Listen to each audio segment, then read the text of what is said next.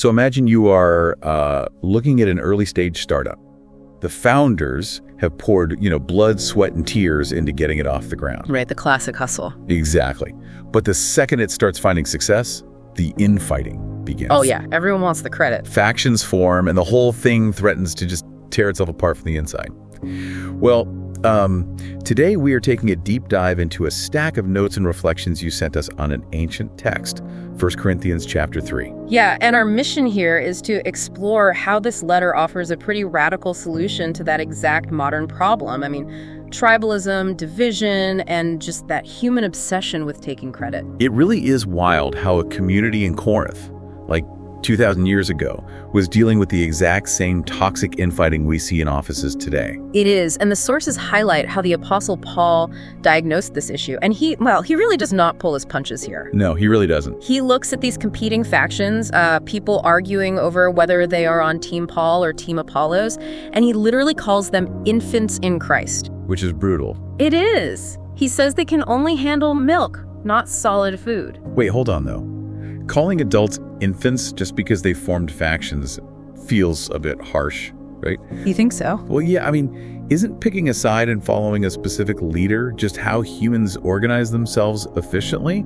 Like, why does Paul view basic tribalism as immaturity?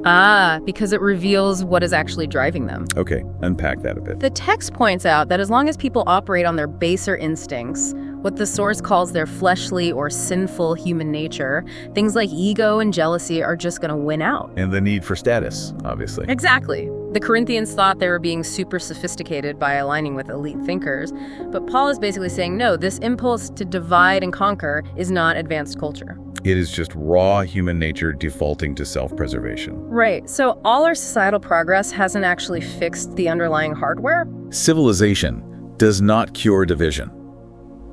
Which means if human nature is the constant, you would think Paul would suggest, I don't know, a new management structure to keep everyone in line. You would think that, yeah. But instead, his antidote is entirely about relinquishing ownership. And this is completely counterintuitive to how we operate today. Just think about toxic office politics. Oh, where everyone is elbowing each other out of the way to claim credit for a successful project? Yes, but Paul does the exact opposite. He really does. And the level of humility is just astonishing when you look at the context. Because if anyone had a right to claim founders' equity in this community, it was Paul.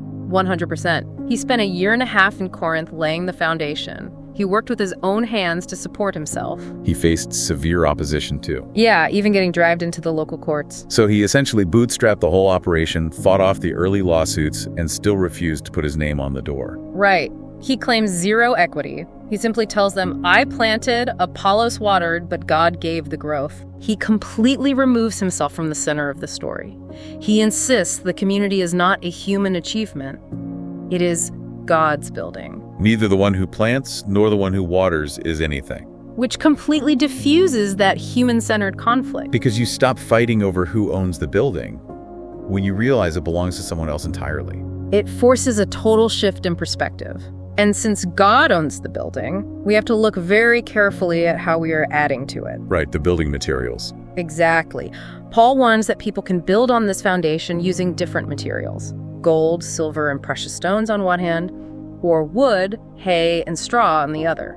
And a day is coming when all of this work will be tested by fire. Let's break that down for the listener. Sure. If someone spends their time criticizing the community, hoarding credit, or fueling drama, is that the equivalent of building with those cheap materials? It absolutely is. I mean, why is criticism or jealousy like wood, hay, or straw? Because it burns up easily. Yes, because it is a reactive surface-level material. It sparks quickly in a debate, makes a lot of noise, and burns out instantly without leaving anything structural behind. The fire reveals the true quality of what you have contributed. Exactly. Building with humility, love, and prayer is like gold. It requires intense heat to forge, it takes quiet effort, and it actually stands up to the pressure of time. So it all comes down to stripping away the tribalism.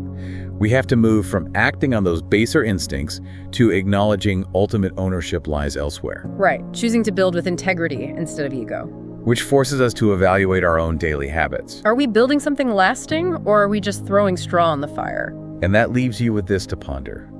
When that metaphorical fire finally tests your life's work, What if the things you currently value as gold, like securing your founder's equity, protecting your reputation, or proving you are right in an argument, are actually the very first things to go up in smoke?